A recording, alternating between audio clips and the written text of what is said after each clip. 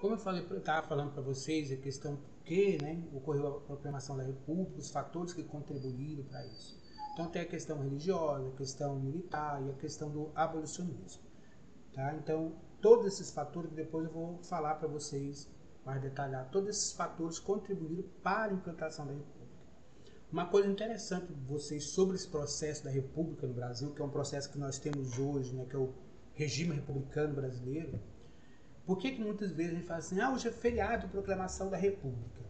E é um feriado que, para o brasileiro, né, é um feriado assim que não tem tanta importância. Né? Por que não tem muita importância esse feriado? Porque não teve, aliás, uma participação popular da sociedade, do povo. Tá? Então, por quê? Porque anoiteceu, né, Império e amanheceu República. Tá? Então, os brasileiros eles não participaram desse movimento republicano. Então, todo mundo ficou assim, bestializado com a mudança do sistema político brasileiro. Que não teve uma participação em massa da mudança, da luta, né, desse período do Brasil Império para o período republicano. Então a gente vai ver a República de 1889 a 1894, que é o chamado período da República das Espadas, os militares que governavam. Depois a gente vai ver o período de 1922 a 1930, que é chamado, oligarquia, vamos nessa. Aqui já começa a oligarquia, mas aí vai até aqui, 1930. Então isso a gente vai ver. Então em 22 nós vamos ver alguns movimentos, o tenentismo que ocorreu, a Semana da Arte Moderna, né, a fundação do Partido Comunista Brasileiro. Então tudo isso a gente vai ver aos poucos o nosso andar da nossa aula, tá bom? Da monarquia à república, nós vamos ter duas visões, por isso está esse óculos lindo aí, duas visões. Então a gente vai ver essas duas visões dos historiadores sobre essa mudança da monarquia à república. Primeiro golpe organizado e executado por militares, né? Igual eu falei para vocês, é só lembrar que eu citei lá, a Guerra do Paraguai, né? Dom Pedro II fez promessa que ia melhorar o salário, moradia, né, para os militares, e isso não aconteceu. Né? Então esse foi um golpe bem organizado, executado pelos militares. Então o imperador não cumpriu a fala dele, então vamos dar esse golpe, vamos derrubar esse império. O segundo principal coube aos fazendeiros, principalmente do oeste paulista, que desejavam um poder político que correspondesse ao seu poder econômico. Agora, não é bonzinho os fazendeiros, não. Os fazendeiros, por quê? Porque tinha um movimento abolicionista e, querendo ou não, em 13 de maio de 1988, a princesa Isabel assinou a Lei Áurea, então abolindo todos os escravos. Né? Uma questão de liberdade, entre aspas, os escravos não tinham para onde ir. Então, quem perde a sua mão de obra, que não precisava pagar nenhum salário, é os fazendeiros, os produtores. Então, isso fez com que os fazendeiros ficassem contra o imperador pela atitude, porque eles não concordavam com essa abolição da escravatura. Então, esses fazendeiros começaram também a lutar contra esse império. O outro é a questão religiosa, né? Um conflito existente entre a Igreja Católica e o Império, né? Dom Pedro II. Porque o Império, né, o Dom Pedro II, interferia na questão religiosa, mas de que forma? Ele escolhia sacerdotes para pôr determinado estado, determinadas paróquias, e a igreja aceitava, porque ela também interferia na questão política. Mas isso vai chegar no fim, porque os próprios sacerdotes vão desobedecendo o imperador, eles não estão querendo mais isso. Então isso vai quebrar essa relação, né, que é a relação de paduado, né? Então quebra essa relação, então entra um conflito religioso também que vai enfraquecendo o poder de Dom Pedro II. Então isso são fatores que vai contribuir para a implantação da República no Brasil. Como eu falei para você no início, né, a ausência da participação da população, assistiu bestificada aquilo tudo, não foi consultada a respeito, ou seja, brasileiro não participou da proclamação da República. Por isso que eu gosto de citar para os meus alunos que é um feriado que os brasileiros têm importância, porque não teve participação. Não é como os outros feriados do Brasil, mesmo não participando diretamente, mas teve uma participação maior dos brasileiros em determinados outros fatores, né? Como a Inconfidência Mineira, a independência do Brasil. Então é bem diferente a implantação da República. Então por isso que eles ficaram todos assim, ó, bestificada, né? Porque não consultaram o povo. Então foi um golpe que deram. Anoiteceu República e anoiteceu Império, desculpa, e amanheceu República. Ó, heróis republicanos. Tiradentes. Mas Tiradentes aqui, professor? Em 1889? Calma. Por que o Tiradentes? Porque lá na Inconfidência Mineira, no século XVII, que ocorreu na província de Minas Gerais, lá os inconfidentes, né, já colocavam uma implantação da República em Minas Gerais. Formar uma cidade mineira, mas que fosse partido republicano, se livrar do império. Então, por isso que o Tiradentes é um herói republicano, que ele lutava desde o século XVII a favor dessa república. Então, por isso que ele é citado aqui, tá? Mas aqui ele já tinha batido, já tinha enforcado o bichinho, né? Batido com a churipa, não, eu tinha enforcado ele. Ó, militares no poder. Então, em 1889, dia 15 de novembro, foi implantada a República. Então, militar no poder.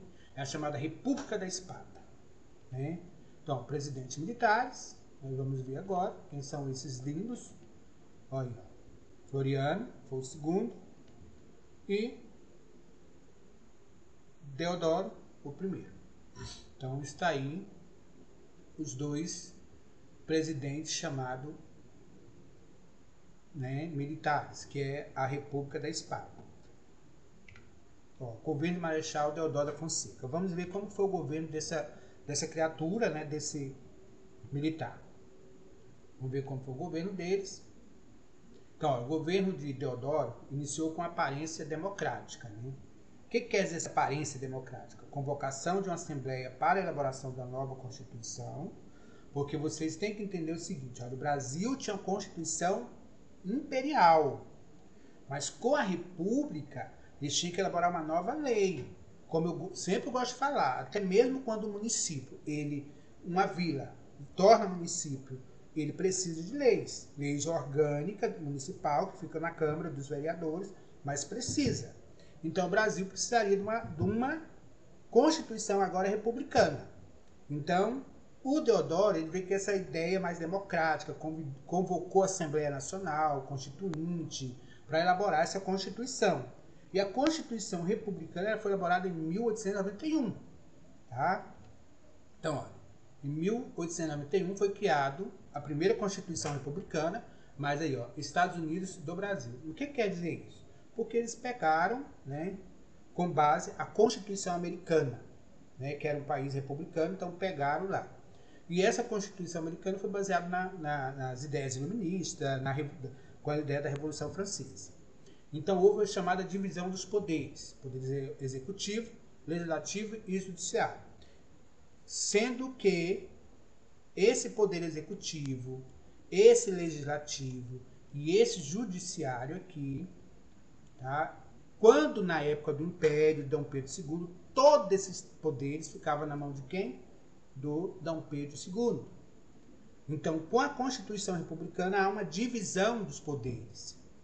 Tá? Isso é para ver, mas só que lá na frente a gente vai entender que isso não houve essa democracia, como falava que Deodoro começou a República com um governo democrático.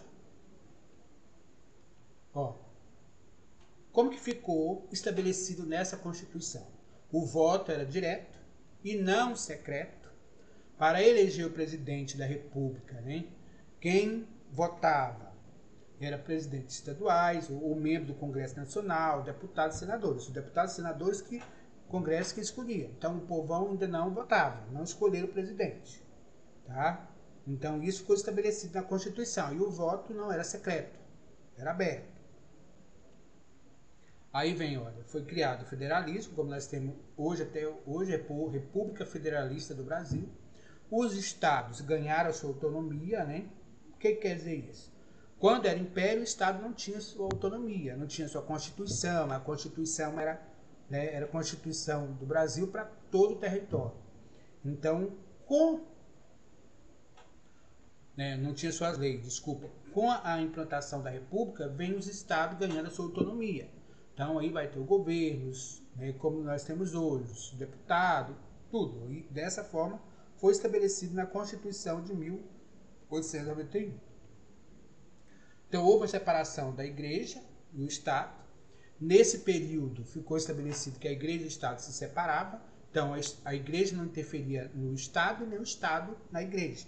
Então a partir daí que houve o casamento civil, que até então era só religioso, tá? Então tudo isso ficou estabelecido na Constituição de 1891.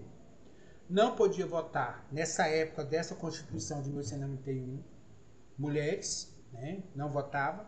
A mulher só passa a votar em 1934, na Constituição de 34, tá? Analfabetos, pessoas que não escreviam, não lia, também não votavam. Então, essa questão de analfabetismo, que não poderia votar, pessoas analfabetas não votando, isso contribui para ocorrer o chamado voto a cabresto, né? Porque os fazendeiros começam a pagar professores para ir na sua fazenda ensinar o cidadão, né, o indivíduo, o cidadão a ler e escrever para votar no candidato fazendeiro. Aí vem o chamado voto a cabresto, que nós vamos ver lá na frente. Menores de 21 anos não votavam, não é como hoje, com 16 anos você tem o direito a exercer a sua cidadania, a votar. Você não é obrigado, mas você tem o direito de exercer a sua cidadania. Soldados, mendigos também não votavam. Então tudo isso ficou estabelecido na Constituição de 1891. Olha, dentro do governo, né, dos militares, houve o chamado encilhamento, né, que foi o primeiro pacote econômico no período da República. E quem era o ministro da Fazenda? Hoje nós temos o ministro da Fazenda, né, no governo brasileiro. Então, naquele tempo, quem era o Rui Barbosa, o ministro da Fazenda. Então, ele montou um projeto para tentar vamos dizer assim, desenvolver a economia, né? 100 dias do segundo mandato, o negócio é PAC, ciência. Então, ou seja, vai criar um programa, o Rui Barbosa, para reerguer a economia do Brasil, incentivando a indústria, facilitando o empréstimo bancário. Então, tudo isso aí vai ser feito no governo, né, do ministro da Fazenda, não é nem governo, do ministro da Fazenda. Olha, o governo do Deodoro era um governo autoritário, mas começou com a presença democrática. Houve nepotismo está dentro da política até hoje, né? Você não pode, né?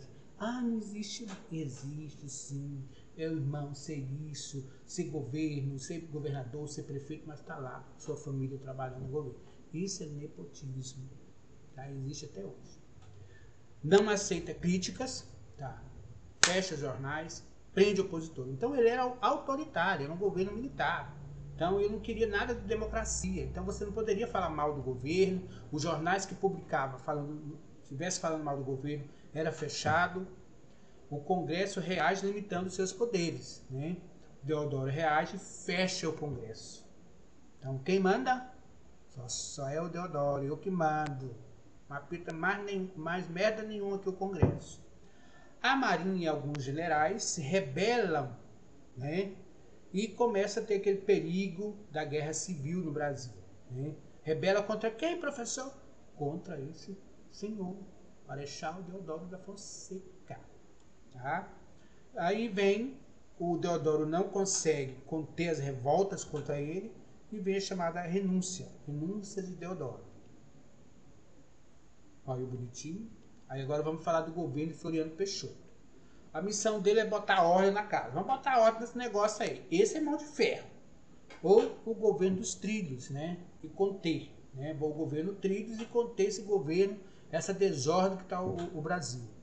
Aí, só que dentro do governo Floriano Peixoto, quando ele está governando, que é outro militar, que é chamado Mão de Ferro, aí vem a revolta armada da Marinha, vence com a nova frota fornecida pelos americanos, então o governo acaba com essa revolta, vem a revolta, a Revolução Federalista do Rio Grande do Sul, não, as cartilistas ou pica-pau, grupos aliados a Floriano, né? Os Maragata aliados ao Gaspar Silveirino, que era contra o Floriano Peixoto, mas o governo vai eliminando essas revoltas com a força militar. O Marechal Mão de Ferro impôs sua autoridade, fuzilou inúmeros opositores. Então, ou seja, ele era considerado Mão de Ferro, tá? Marechal de Ferro, ou seja, Mão de Ferro. Então, ele era mais autoritário ainda, esse militar no início da República. Então, mas aí vem, para conter a revolta, vou dar uma de bonzinho, né? Como faz muito governo hoje. Vamos criar pacote econômico para ajudar o povo. Aí ele vai criar o tabelamento dos aluguéis, da carne, aos pobres. Tudo para quê? Para ele tentar ganhar o povo a favor dele.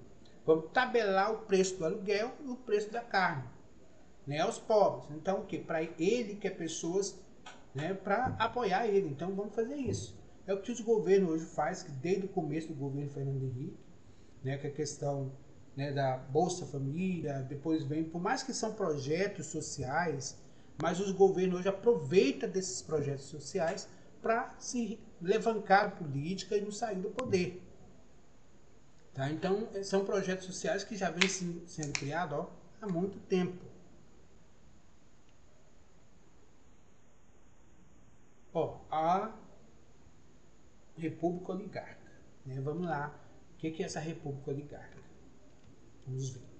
Tá vendo aqui, ó? Professor, o que é oligarquia, professor? O que eu falei lá no começo? Governo de poucos. Casa em ordem. O governo passa para os civis, fazendeiros e cafeicultores. Então, ou seja, saem os militares e quem assume o poder são os civis. Tá?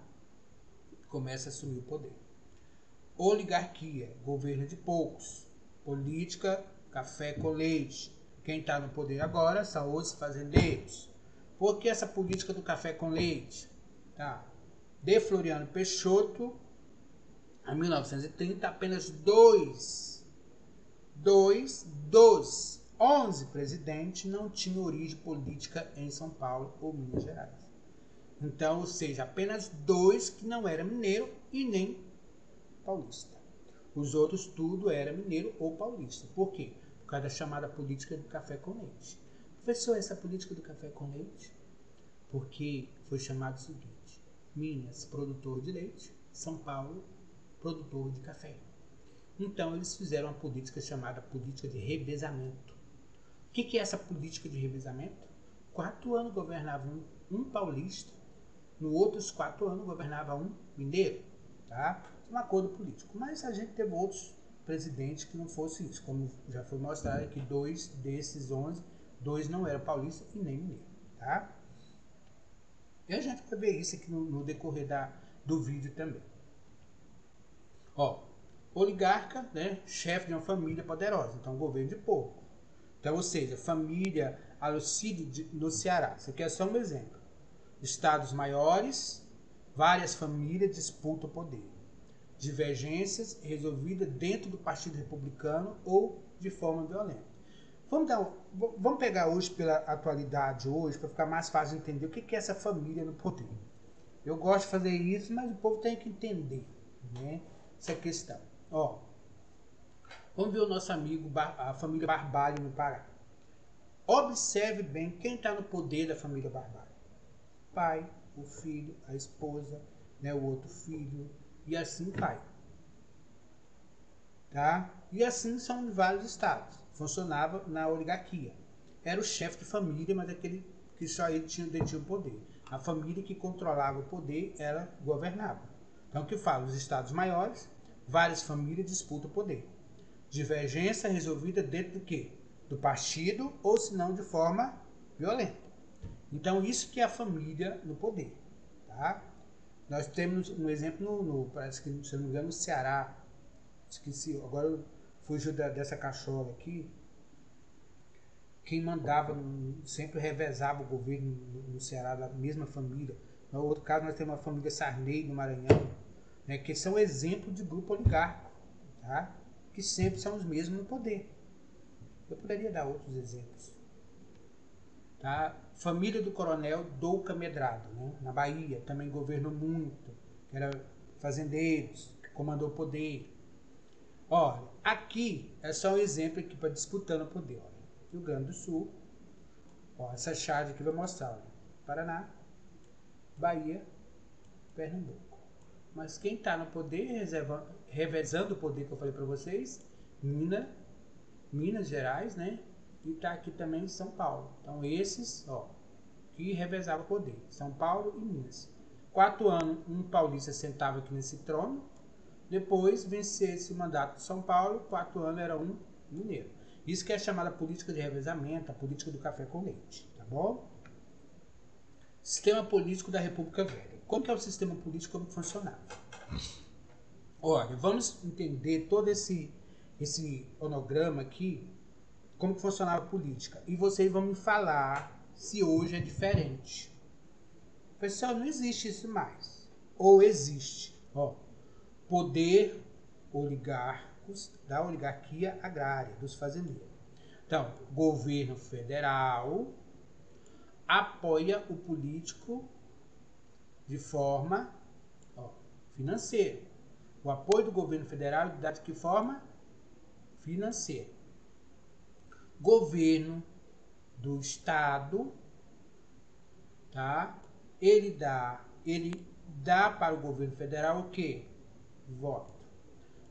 Aí, em troca, aqui o governo do estado manda verbas e benefício para o poder municipal, que na época eram os coronéis que comandavam. E em troca, esses coronéis ajudavam o governo do estado através de voto. Agora vamos inverter a situação pegando hoje, tá? Para vocês entenderem se mudou alguma coisa. O governo federal apoia o governo do estado do Pará. Um exemplo, vamos dizer que o Bolsonaro apoiou o governo Helder no Pará. Mas em troca, o que o governo federal dava para o Helder? Né? Um apoio financeiro. O Helder dava o que de volta para o governo Bolsonaro? Em troca, ele fazia campanha para ele e dava votos. Agora, na política recente, o nosso candidato eleito a prefeito foi apoiado pelo governador do estado, Helder Barbalho. Tá? E ele, em troca nas suas campanhas, agora que ele ganhou, vai mandar verbas, benefício para o município. Mas quando chegar a eleição estadual, que se eu não me engano é ano que vem, esse prefeito vai ajudar o governador com votos. Isso é chamada política do revezamento. Não é nem do revezamento, é a política de troca de favores. Tá? Desculpa, política de troca de favores. Tá? Então isso é importante vocês saberem. Sistema político. Eleitores, voto de cabresto. Vamos aqui. Eleitores, voto de cabresto. Por que, professor, voto de cabresto? Porque votava em quem o coronel queria. Tá? Poderia votar no alfabeto? Lá de acordo com a Constituição de 1891? Não. Então o coronel pagava o professor para alfabetizar o seu trabalhador para votar em quem? Votar no candidato do coronel. Então por isso que era chamado de voto a cabresto. Votava por bem, mas votava por mal porque eu punha meu jagunço. Então, olha, o coronel controlava a disputa do poder local e municipal. Então, forma de controle dos eleitores. Compadrinho, laços familiares, compadre, nepotismo, arruma um empreguinho lá pro seu irmão. Troca de favores, que é chamado clientelismo. Hoje, o que nós chamamos mesmo? Vamos comprar teu voto. Naquela época era o clientelismo, que era a mesma coisa. Te dou um par de botina, te dou isso, te dou o remédio da farmácia. É o clientelismo. Então, ou seja, caso você não cumprisse, porque o voto era aberto, via em quem votava, você votava com o jagunço lá do seu lado, olhando. Eu te ajudei, agora vai votar no meu candidato. Jagunço, capanga, né, que é chamado os cabras. Então, dessa forma, era o sistema político na República Velha, porque o voto era aberto, não era secreto. O voto só torna secreto na Constituição de 34, viu? Põe isso na cachola. Olha, aqui é um exemplo de voto a cabresto, tá? Olha, para acabar com essa vergonha, vota nos candidatos do Partido Democrático. Aqui, pessoal, já é um processo da eleição de 1930. Já é uma campanha já para a eleição de 30, porque 29 venceu o mandato do grupo oligárquico, do Washington Luiz, que estava no poder. Aí tinha eleição em 1929. Então aí o Getúlio Vargas vai candidatar, porque isso a gente vai ver na frente a aula, tá? Mais para frente a gente vai rever essa aula. E aqui é a economia da República Velha, ou a República do Café. Isso a gente vai ver depois na próxima aula também, tá? Para não ficar um vídeo muito longo para vocês, tá ok? E qualquer dúvida vocês entram em contato comigo pelo Zap, ou vai ser formado um grupo aí para vocês, tá bom?